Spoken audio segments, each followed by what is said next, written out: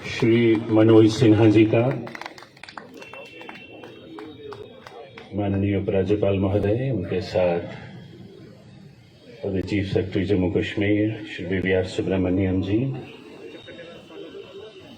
Mayor Jammu Shri Chandramohan Gupta ji, माननीय संसद सदस्य श्री जुगल किशोर शर्मा जी, और chief secretary Shri BVR Subrahmanyam, adviser to lieutenant governor जनाब फारूक खान साहब, adviser to honourable lieutenant governor Shri RR Bhatnagar साहब। इस मुख्य बस स्टैंड और बहुमंजिला पार्किंग का विधिवत उद्घाटन करें।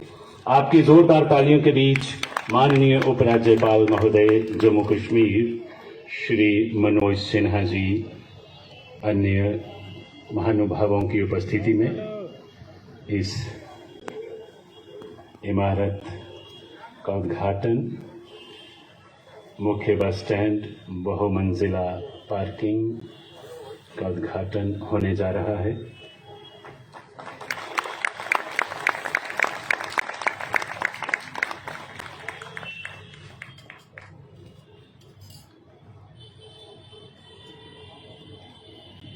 यानी जम्मू डेवलपमेंट अथॉरिटी JDA लाया है एक महत्वाकांक्षी परियोजना।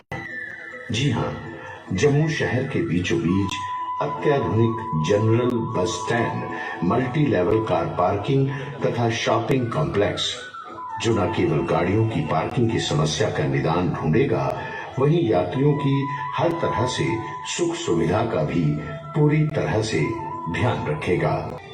इस विशालकाय कॉम्प्लेक्स के भूतल यानी ग्राउंड फ्लोर, जिसकी ऊंचाई 2 गुना है, वहां पर बस टर्मिनल है जिसमें 80 बसों के लिए जगह है। इस तरह से 60,064 स्क्वायर मीटर में बने हुए इस विशालकाय कॉम्प्लेक्स में पहले, दूसरे और तीसरे फ्लोर पर मल्टी लेवल कार पार्किंग की व्यवस्था है।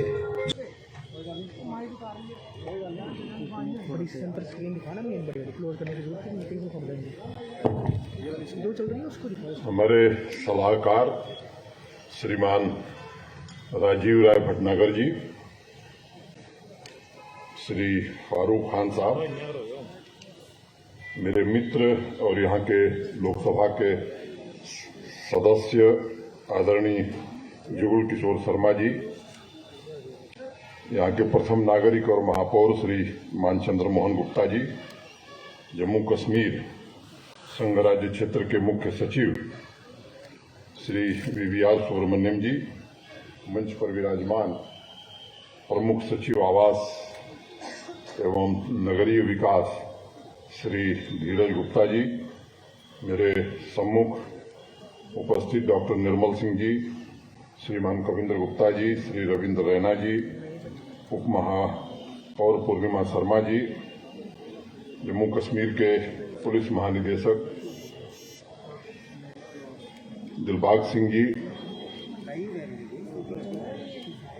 जम्मू नगर निगम के सभी कॉरपोरेटर्स, संघ राज्य क्षेत्र के हमारे सभी वरिष्ठ पदाधिकारी, कार्यक्रम में उपस्थित इस नगर के सम्मानित नागरिकगण, GDA की वाइस चेयरमैन बेबीला रखवाल जी, देवियों, सज्जनों, प्रेस और मीडिया के मित्रों,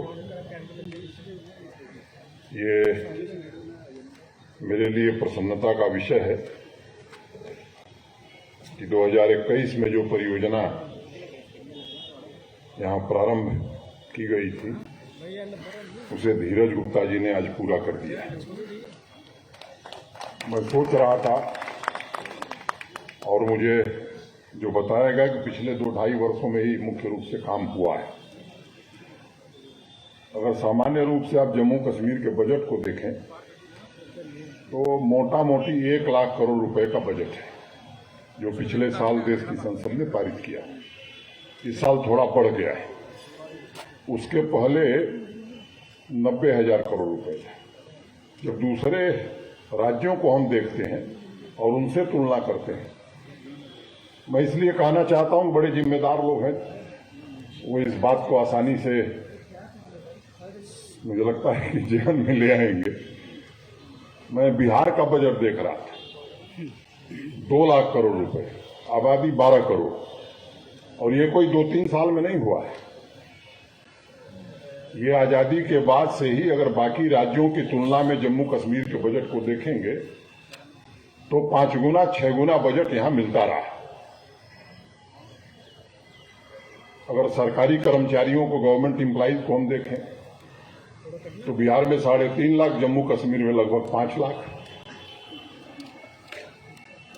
अगर दूसरी तरफ निगाह ले जाते हैं तो रोज धरना कि हम 3000 पर हैं, कई साल से हैं, लिख के दिया गया है कि 7 साल बाद अस्थायी कर दिए जाएंगे। हम गरीब हैं, हम पढ़े लिखे हैं। मुझे लगता है कि अब वो समय आ गया है कि देश के बाकी राज्य जिस तरह से गुड गवर्नेंस के आधार पर चलते हैं, उस आधार पर जम्मू कश्मीर को भी चलना चाहिए। सामान्य रूप से आप देखें देश के दूसरे राज्यों में, मैं उत्तर प्रदेश, बिहार, मध्य प्रदेश या नॉर्थ ईस्ट के प्रदेशों की अगर बात करूं तो ये कोई गुजरात, महाराष्ट्र, कर्नाटक की तरह विकसित राज्य नहीं थे। ये भी पिछड़े हुए राज्य थे। लेकिन मैं भी गांव से आता हूं, अब वहां गांव को सड़क से जोड़ना ये समस्या नहीं रह गई।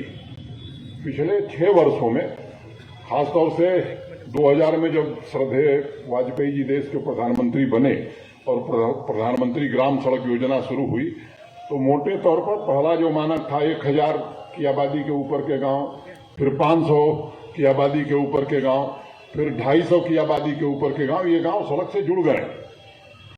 सामान्य रूप से यूपी, बिहार जैसे राज्यों में भी गांव में 20 घंटे 22 घंटे बिजली रह रही है। यहां आने के बाद योजना बनानी पड़ी है कि कैसे यहां के हर गांव को सड़क से जोड़ा जाए, हर गांव तक बिजली कैसे पहुंचाई जाए। मुझे लगता है कि मैं इसलिए कह रहा हूं कि जरा मीडिया के भी साथी हैं, रोज अच्छी अच्छी खबरें भी लिखते हैं और प्रबुद्ध लोग भी हैं जम्मू नगर के, इनको विचार करने की जरूरत है कि आखिर ये जो एक सभ्य समाज की न्यूनतम नागरिक आवश्यकता है, बजट इतना बड़ा होने के बावजूद भी हम प्राप्त नहीं कर सके। इसमें मैं किसी को दोष नहीं देता हूं और मैं ये कहना चाहता हूं कि हमने इसकी कार्य योजना हम सबने बनाई है और खुलेआम, खुले तौर पर कहना चाहता हूं कि ये 3 वर्ष में अब कोई गांव नहीं होगा जहां सड़क नहीं होगी। बिजली भी 24/7 क्वालिटी पावर मिले, इसकी योजना हम सबने बनाई है। लेकिन हमारी दिक्कत क्या है? हमारी दिक्कत यह है कि अगर यहां पार्किंग बन भी जाए तो जम्मू के दूसरे हिस्से वाले लोग कहेंगे कि साहब यहां बन गया तो क्या वो हमारा क्या होगा। सब कुछ एक ही साथ चाहते हैं, ये मानव स्वभाव है। भगत सिंह पैदा होना चाहिए मेरे घर में, नहीं पड़ोसी के घर में, ये मानव स्वभाव, इसमें कोई। तो मैंने थोड़ा विषय से हटकर ये बात कही। मैं उन तमाम लोगों को जिन लोगों ने इस परियोजना को पूरा करने में अपना योगदान दिया है, मैं उनके प्रति हृदय से आभार व्यक्त करता हूं और उम्मीद करता हूं कि और भी जो परियोजनाएं हैं जिनका जिक्र अभी धीरज गुप्ता जी ने किया है, मैं थोड़ा बहुत जिक्र करूंगा, उसके विवरण में मैं नहीं जाना चाहता हूं, वो भी आगे समय से पूरा होंगे। अगर मोटे तौर पर जनसंख्या को आप देखें तो 32-33% लोग शहरों में रहते हैं और जो अनुमान है कि आने वाले दिनों में 8-9 सालों में यह संख्या 41-42% होने वाली है। अगर सकल घरेलू उत्पाद को देखें तो उसमें नगरीय क्षेत्रों का, मैंने शहरों का 63% योगदान है और एक आकलन है कि 9-10 साल बाद ये योगदान 75% होने वाला है। जब ऐसी परिस्थिति है तो फिर नगर कैसे होने चाहिए? मुझे लगता है कि ये केवल नगर विकास का विभाग या आवास का विकास का विभाग, जीडीए या म्युनिसिपल कॉर्पोरेशन या मेयर, डिप्टी मेयर और कॉर्पोरेटर, मुझे लगता है केवल इनके चाहने से ये नहीं बन सकता है जब तक जम्मू नगर के हर नागरिक इस अभियान से नहीं जुड़ेंगे। अभी नगर निगम ने एक अभियान शुरू किया है सेग्रीगेशन का, सफाई का। अब रैंकिंग में जब देश के शहरों की सूची प्रकाशित होती है, जम्मू का नाम हम देखते होंगे तो मुझे लगता है हमें भी गर्व होता होगा कि नीचे से कहां हम खड़े हैं। अब गर्व होता है या शर्मिंदगी होती है हमको सोचने का विषय है, लेकिन जिसमें स्वाभिमान है मुझे लगता है उसको आज ये संकल्प लेने की जरूरत है कि नहीं, हम भी, हमारी जो जिम्मेदारी है इस शहर को स्वच्छ सब कुछ सरकार कर देगी, प्रशासन कर देगा, मैं समझता हूं ये दुनिया में कहीं हुआ नहीं है। और इसलिए हमको निश्चित रूप से विचार करने की जरूरत है कि जो हमारी जिम्मेदारी है हम करें। केवल दूसरे पर दोष देना कि साहब वो कमिश्नर नहीं कर रही है तो जीडीए के वाइस चेयरमैन नहीं कर रहे हैं तो सारे कर्मचारी ने खाना, ठीक है ये भी सुधरेंगे, लेकिन हम खुद सुधर करके अगर अपना काम करते हैं तो मुझे लगता है कि उनको भी निश्चित रूप से हम प्रेरणा देंगे कि भाई अब हम इस रास्ते पर हैं, आप भी सही रास्ते पर आइए। एक बड़ा सवाल उभरता है कि आबादी के साथ शहरों के भौतिक, सामाजिक और बुनियादी ढांचे के व्यापक विकास को कैसे आगे बढ़ाया जाए। सामान्य रूप से ज्यादातर व्यवसायिक वर्ग के लोग शहरों में रहते हैं, नौकरी पेशा वाले लोग रहते हैं, उन्हें मूलभूत सुविधाएं कैसे उपलब्ध कराई जाए। अभी कहा गया कि मंदिरों का शहर है, मैं इसे थोड़ा, मेरी राय भिन्न है। ये मंदिरों का शहर था, देश के सम्माननीय प्रधानमंत्री जी ने इसे संस्थानों का शहर बना दिया है। देश का अकेला शहर है जहां एम्स भी है, सेंट्रल यूनिवर्सिटी भी है, आईआईटी भी है, आईआईएम भी है। हिंदुस्तान में कोई दूसरा शहर नहीं है। आप दिल्ली, बंबई, बेंगलोर, कलकत्ता किसी शहर में ले लीजिए, ये चारों संस्थान किसी एक शहर में नहीं। ये अकेला सौभाग्य जम्मू के लोगों को प्राप्त है। अब ये पार्किंग कम कॉमर्शियल कॉम्प्लेक्स की सुविधा का उद्घाटन आपके समक्ष हुआ है। मैं मानता हूं कि यह नए जम्मू की दिशा में एक कदम है। डेवलपमेंट अथॉरिटी के लोग, हमारे म्युनिसिपल कॉरपोरेशन के लोग, धीरज गुप्ता जी, हमारे श्रमिक, हमारे इंजीनियर्स, हमारे सभी साथी जिन्होंने मेहनत से इसे पूरा किया है, मुझे लगता है कि वीडियो प्रेजेंटेशन आप सबने देखा है, मैं उसके विवरण में न जाकर के उनके प्रति आभार व्यक्त करता हूं। अब जम्मू कश्मीर कॉमर्शियल हब कैसे बने, मुझे लगता है कि इस प्रश्न पर हम सबको मिलकर के विचार करने की जरूरत। आध्यात्मिक स्थान है और अगर शब्दों के सागर में इसे समाना हो तो मुझे लगता है कि अगर कॉमर्शियल हब हम बनाने की दिशा में आगे बढ़ते हैं, आर्थिक गतिविधियां बढ़ाने की दिशा में हम बढ़ते हैं, तो ये जो पार्किंग की सुविधा है ये आवश्यक है। शहर पर जबरदस्त दबाव पड़ रहा था, आगे भी इस विकास को कैसे आगे बढ़ाया जाए। अभी जम्मू स्मार्ट सिटी बहुत दिन से यहाँ के लोग भी सुन रहे हैं, मैं भी 6 महीने हो गए, मुझे 6 महीने से मैं भी सुन रहा हूँ।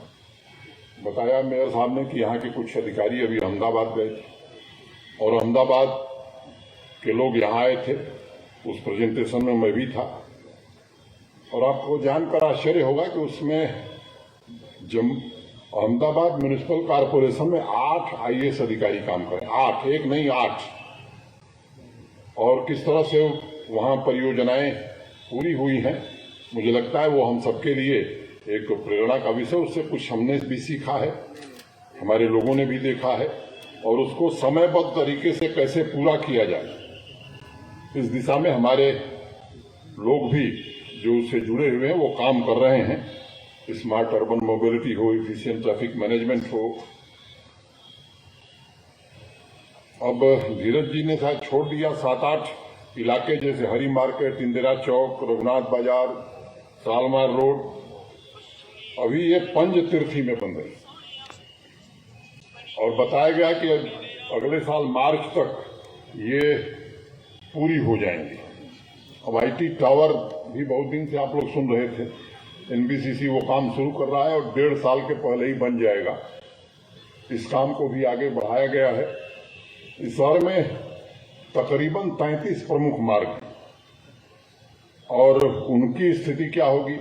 हम चाहते हैं टूरिज्म बहुत फैले और यहाँ आइडिया बहुत है। मैं आपको बताऊं, जो मुझसे मिलता है वो टूरिज्म का देश का सबसे बड़ा एक्सपर्ट होता है, चाहे वो परचून की दुकान करता हो, लेकिन आइडिया इतनी अच्छी है उसके पास, जो आएगा वो पन्ने पर 5 इनोवेटिव आइडिया लेकर आता है। साहब अगर ये हो जाए तो टूरिज्म बढ़ जाएगा। मुझे लगता है कि कोई भी बाहर से आता है तो आपका शहर कैसा है, आपका व्यवहार कैसा है, इसे भी वो देखता है।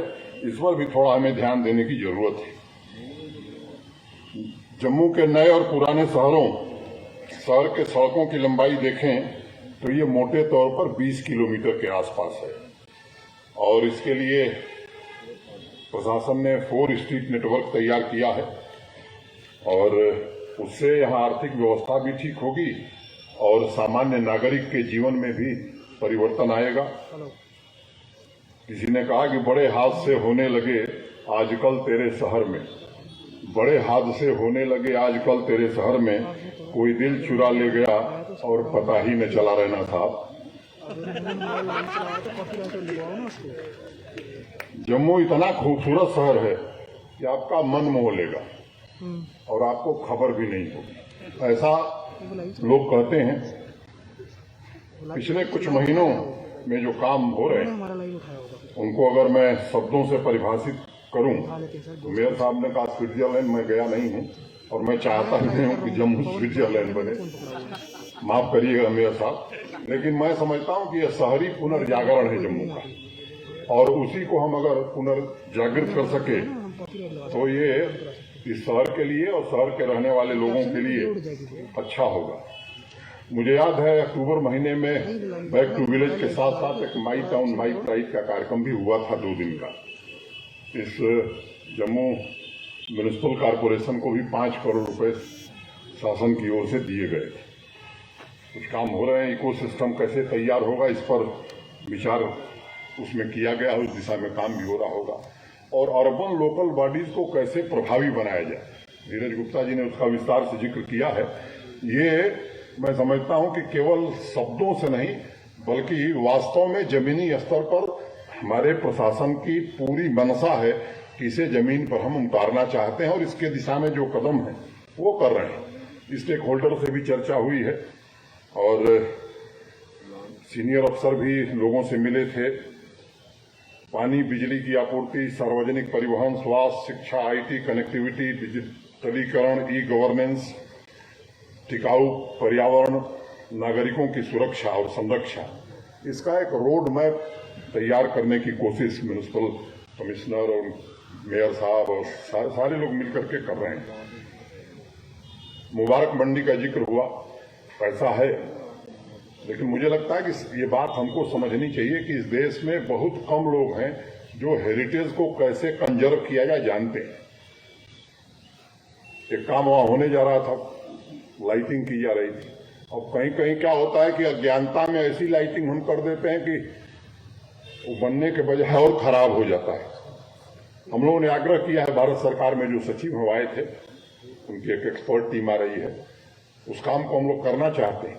आप सबको मालूम है कि आजादी के 75 वर्ष पूरे होने जा रहे हैं और व्यापक ढंग से भारत सरकार प्रधानमंत्री जी के नेतृत्व में देश भर में मनाने जा रही है। ऐसे स्थानों के संरक्षण के लिए भारत सरकार स्वयं काम कर रही है। जैसे आपको ध्यान होगा, अभी कलकत्ता जब प्रधानमंत्री जी गए थे, नेताजी सुभाष चंद्र बोस के नाम से जो स्मारक है जिस तरह से भारत सरकार ने बनाया, तो आजादी के 75वीं वर्षगांठ पर मुबारक मंडी और शेरगढ़ी जम्मू कश्मीर के भी ये 2 स्मारक ठीक से विकसित हों, इसकी योजना बनी है। अभी मुकम्मल बन जाएगी तो समय सीमा भी हम आपको बता देंगे कि कब तक ये काम, लेकिन ये ऐसा काम नहीं कि 6 महीने 1 साल में हो जाएगा। ये लंबे समय तक चलने वाला काम है। 6 महीने में कुछ काम होगा, कुछ 1 साल में होगा, कुछ 1.5 साल में होगा, कुछ 2 साल में होगा, लेकिन यहाँ उसके भी विशेषज्ञ बहुत हैं, मुबारक मंडी के भी जानकार बहुत हैं। मुझे समझ में नहीं आता है, लेकिन यहाँ हर विषय के जानकार, उसके लिए भी जो लोग आते हैं ऐसी आइडिया लेके आते हैं, मैं दंग रह जाता हूँ कब पढ़े थे ये। आर्कियोलॉजी के भी एक्सपर्ट हैं, हेरिटेज के भी एक्सपर्ट हैं।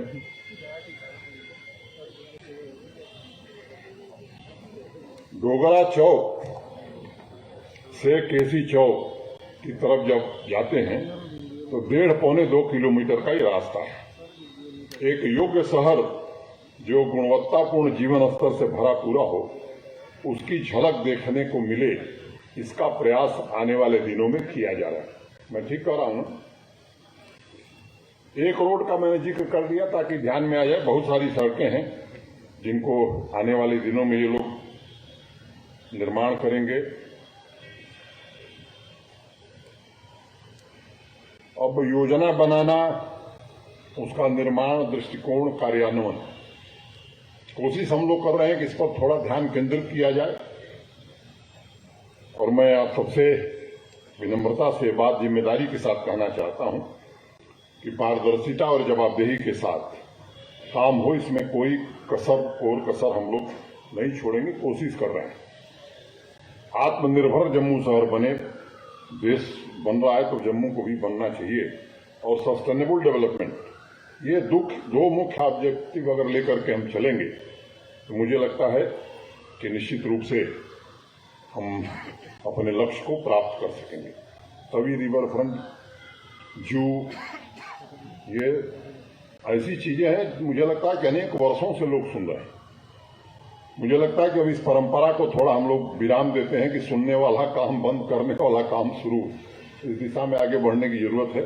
जो अहमदाबाद के लोग हैं उस दिशा में भी कुछ बात आगे हुई है। एक बार जब ये हो जाए कि नहीं अब काम होने वाला है, तब मैं आपसे चर्चा करूंगा। कोशिश हम कर रहे हैं कि जल्द शुरू किया जाए। तभी रिवर फ्रंट को भी हमारे अफसरान भी मौके पर जा करके देखे भी हैं कैसे किया जाएगा, इस पर भी विचार कर रहे हैं। और इकोलॉजिकली सस्टेनेबल डेवलपमेंट कैसे होगा, ये उसमें मुख्य रूप से मैं समझता हूं कि सबसे महत्वपूर्ण विषय है। और ये इसके जानकार मनोज सिन्हा भी नहीं है, धीरज गुप्ता भी नहीं है, न चीफ सेक्रेटरी हैं। जम्मू शहर में बहुत लोग हैं, लेकिन हम खोज रहे हैं दूसरे लोगों को जो वास्तव में इसके एक्सपर्ट हैं, और वो उसी दिशा में काम करने की कोशिश हम कर रहे हैं। जो प्रमुख बाजार हैं उनका सौंदर्यीकरण, मेट्रो की चर्चा बहुत दिनों से रही है। मैं आपसे निवेदन करना चाहता हूं कि मोटे तौर पर उस परियोजना को अंतिम चरण में है, और यहां से स्वीकृत करके भारत सरकार को हम लोग भेज रहे हैं। 23 किलोमीटर जम्मू में और 25 किलोमीटर श्रीनगर में ये मेट्रो अब कागजों में नहीं रहेगी, मूर्त रूप लेगी। और लक्ष्य है कि 23 दिसंबर में इसे पूरा कर दिया जाए।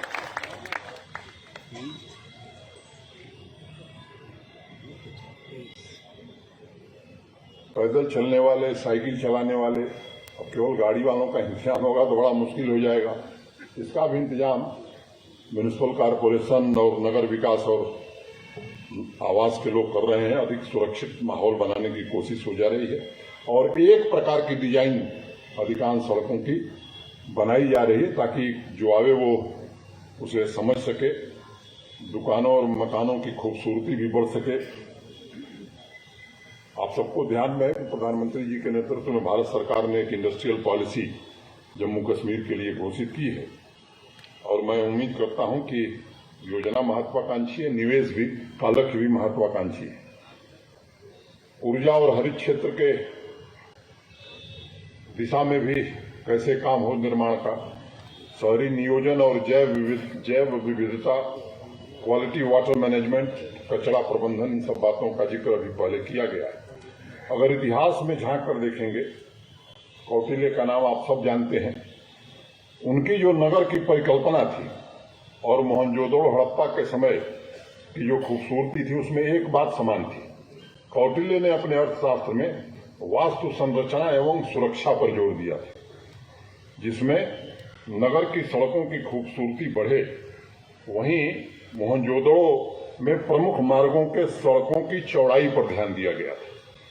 और आपको जानकर ताज्जुब होगा कि उस समय सड़कें लगभग 10 मीटर से अधिक चौड़ी होती थी, और साइड में सीवर की निकासी, भले वो अंडरग्राउंड सीवर न रहा, नाली रही हो, पक्की ईंटों से ढकी हुई, ये व्यवस्था उस समय थी। ये हमारी नगरीय बस्ती की अनमोल विरासत है, और इसलिए आप गौर करेंगे तो अधिकतर महत्वपूर्ण नगरों को नदियों के किनारे बसाया गया है। इसके पीछे का जो भाव था, मैं समझता हूं, उसे हमें समझने की जरूरत है। वैदिक कालखंड को देखें तो पाणिनि का नाम आप में से अनेक लोगों ने सुना है। पाणिनि के जो सूत्र हैं, एक सूत्र में लिखा है कि सब लोग मिलजुल कर नगर के निर्माण में लगे। पाणिनि के काल में सब लोग मिलजुल करके नगर निर्माण का काम करते थे। मुझे लगता है कि थोड़ा उनसे हम भी सबक लें और हम भी सब लोग मिलजुल करके इस निर्माण काम में आगे बढ़ें, तो वांछित लक्ष्य हम प्राप्त कर सकते हैं। और विकास के साथ साथ परस्पर प्रेम संबंध की भावना ये विकसित करना बड़ा जरूरी है। एक स्ट्रांग फीलिंग कि ये मेरा शहर है, ये फीलिंग जब होती है तो मैं समझता हूं कि काम तेजी से बढ़ता है। जब कोरोना महामारी थी, सोशल डिस्टेंसिंग का सब पालन कर रहे थे, तो उसमें एक शिक्षा मिली हमें कि शहरों में खुले और हरे भरे स्थान का होना बड़ा जरूरी है। नहीं तो बड़े बड़े शहरों की हालत क्या हुई ये मुझे बताने की जरूरत नहीं है। तो स्वस्थ रहने की दृष्टि से इसका ध्यान रखना बड़ा जरूरी है। इंफ्रास्ट्रक्चर के निर्माण के साथ साथ नागरिकों की भागीदारी कैसे सुनिश्चित की जाए, तमाम राजनीतिक लोग हैं, इसलिए मुझे लगता है कि मुझे चर्चा करनी चाहिए। हर महीने किसी एक छुट्टी के दिन जेडीए और जेएमसी के सौजन्य से चयनित बाजारों में, एक ऑकलैंड शहर है न्यूजीलैंड में, स्ट्रीट फेस्टिवल वहां होता है। क्या जम्मू के लोग ऐसा फेस्टिवल महीने में एक दिन कर सकते हैं? मुझे लगता है कि इस पर विचार करने की जरूरत है। इससे एकीकृत समाज की भावना जागृत होती है। सोशल मीडिया पर हम संदेश देकर के स्वच्छता अभियान अगर जेएमसी चला रही है तो क्या हम कह सकते हैं साहब हम भी जुड़े, आइए आप भी जुड़िए। इस तरह के काम अगर हम करते हैं किसी महीने में एक दिन, जो अच्छे पेंटर हैं शहर में, फुटपाथ पर बैठ करके क्या पेंटिंग का काम हम अच्छे ढंग से कर सकते हैं, बजाय ज्ञान देने के कि हमारी विरासत बड़ी समृद्ध है। प्रशासन और सरकार को ये करना चाहिए, आइडियाज देने के बजाय थोड़ा अगर हम करेंगे तो मुझे लगता है कि जैसा जम्मू हम सब देखना चाहते हैं उसे हम देख सकेंगे। ये छोटे छोटे जो प्रयास हैं ये शहर को जीवंत बनाते हैं और एक अलग पहचान बनाते हैं। इंदौर का जिक्र बराबर आता है स्वच्छता के सर्वेक्षण में। आप में से अधिकांश लोग इंदौर से परिचित हैं, गए हैं, आए हैं। इंदौर की सफलता का राज क्या है? मैं आपसे ईमानदारी से कहना चाहता हूं कि इंदौर की सफलता का राज ये है कि इंदौर के रहने वाले नागरिक उस शहर को अपना मानते हैं और इंदौर म्युनिसिपल कॉर्पोरेशन से कम काम इंदौर में रहने वाले लोग नहीं करते हैं। जब वो अभियान शुरू हुआ था, मुझे लगता है कि उस दिशा में हमें सोचने की जरूरत है। ये 213 करोड़ की लागत से बना है। कमर्शियल कॉम्प्लेक्स अभी शुरू नहीं हुआ है, जल्द ही इसे भी शुरू किया जाएगा। और rain water harvesting, sewer treatment plant, इन सब बातों का भी ध्यान रखा गया है।